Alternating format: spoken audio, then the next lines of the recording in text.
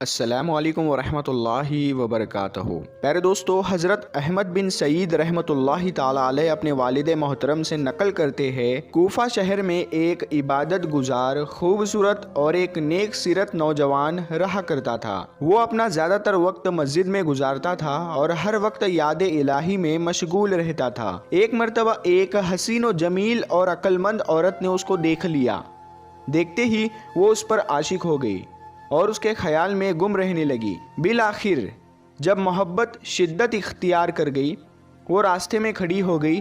कुछ देर बाद वो नौजवान मस्जिद की तरफ जाता हुआ दिखाई दे दिया। वो खूबसूरत लड़की उस नौजवान की तरफ पलटी और उससे कहा, ऐ नौजवान, मैं तुझसे एक बात करना चाहती हूँ, मेरी बात तो सुन लो, फिर तुम जो चाहे वो करना। उस शर्मो हया के पैकर नौजवान ने जब एक गैर महरम औरत की आवाज़ सुनी तो उसकी तरफ मुतवज्जा ना हुआ और निगाहें झुकाए तेजी से मस्जिद की तरफ रवाना हुआ। जब नौजवान मस्जिद से अपने घर की तरफ आने लगा तो रास्ते में उसे वही औरत फिर से मिली और कहने लगी, ऐ नौजवान, मेरी बात तो सुन ले, मैं तुझसे कुछ कहना चाहती हूँ।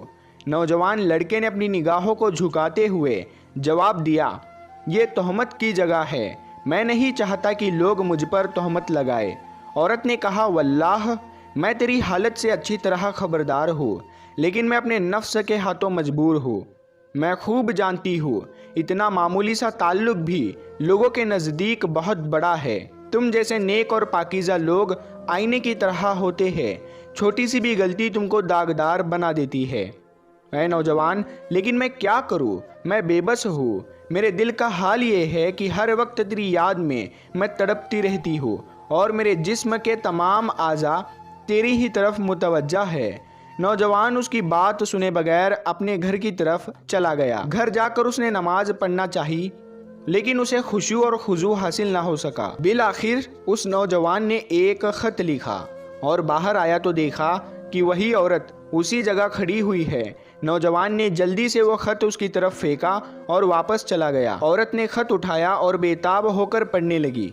उस खत में नौजवान ने लिखा था कि अल्लाह के नाम से शुरू करता हूँ। ऐ औरत, ये बात अच्छी तरह अपने जहन में डाल ले कि बंदा जब अल्लाह की नाफरमानी करता है तो अल्लाह पाक उसको दरगुजर फरमाता है। जब बंदा दोबारा गुनाह करता है तो अल्लाह पाक उसकी पर्दा पोशी फरमाता है, लेकिन जब बंदा इतना नाफरमान हो जाता है कि गुनाहों को अपना ओढ़ना बिछौना बना लेता है तो अल्लाह पाक उससे सख्त नाराज़ होता है। और अल्लाह की नाराज़गी को ज़मीन व आसमान, पहाड़, शजरो हजर कोई भी बर्दाश्त नहीं कर सकता। किसमें हिम्मत है कि वो उसकी नाराज़गी का सामना करे। ऐ औरत, अगर तू अपने बयान में झूठी है तो मैं तुझे वो दिन याद दिलाता हूँ जिस दिन आसमान बिखर जाएगा और पहाड़ रुई की तरह उड़ जाएंगे और तमाम मखलूक अल्लाह ताला के सामने घुटने टेक देगी।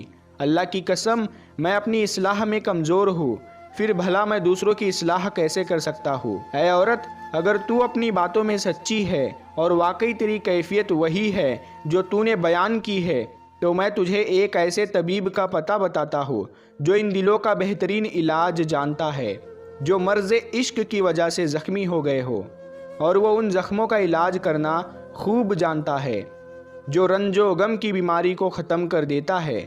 ऐ औरत, जान ले, वो तबीब हकीकी अल्लाह ही है। तू सच्ची तलब के साथ उसकी बारगाह में हो जा। बेशक मैं अल्लाह के इस फरमान अलीशान की वजह से तुझसे ताल्लुक़ नहीं रखना चाहता। जैसा कि अल्लाह पाक ने कुरान करीम में इरशाद फरमाया है, और उन्हें डरा उस नज़दीक आने वाले आफत के डर से जब दिल गलों के पास आ जाएंगे।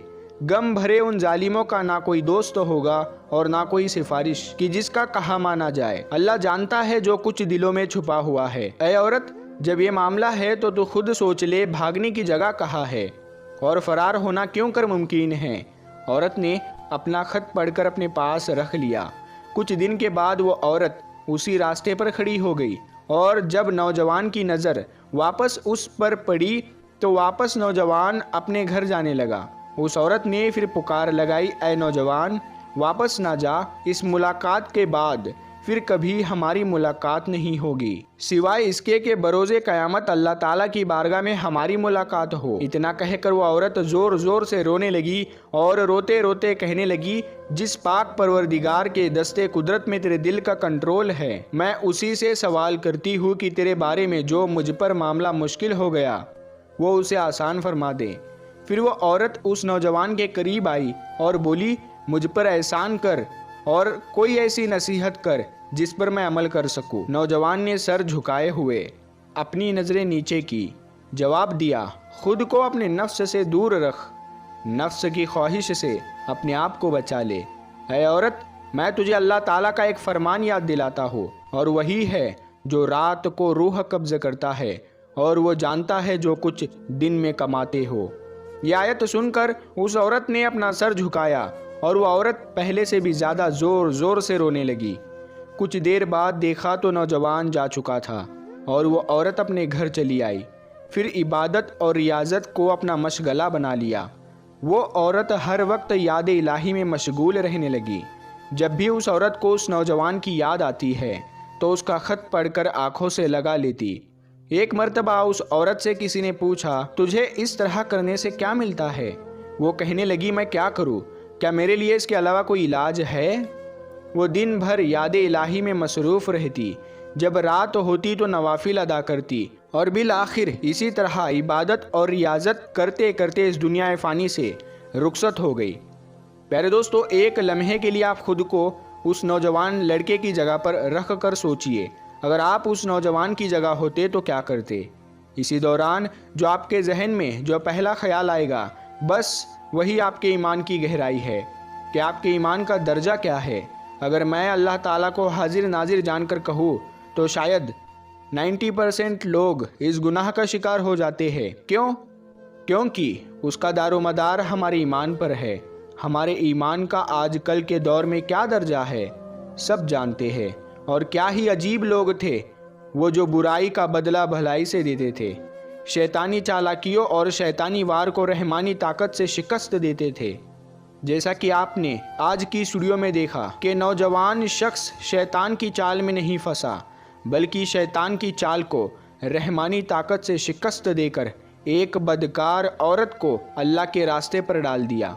एक गुनहगार औरत की ज़िंदगी का नक्शा ही बदल दिया, सिर्फ इसलिए कि उसका ईमान अल्लाह पर था। उसने ना सिर्फ खुद को गुनाह से बचा लिया, बल्कि एक बदकार औरत की ज़िंदगी को अल्लाह के रास्ते पर डाल दिया। अल्लाह मेरी और आपकी और हम सब की ज़िंदगी को ईमान की ताकत अता फरमाए। अल्लाह पाक हमारे दिलों को अपनी मोहब्बत से भर दे और हमें शैतान के फरेब से अपनी पनाह में रखे।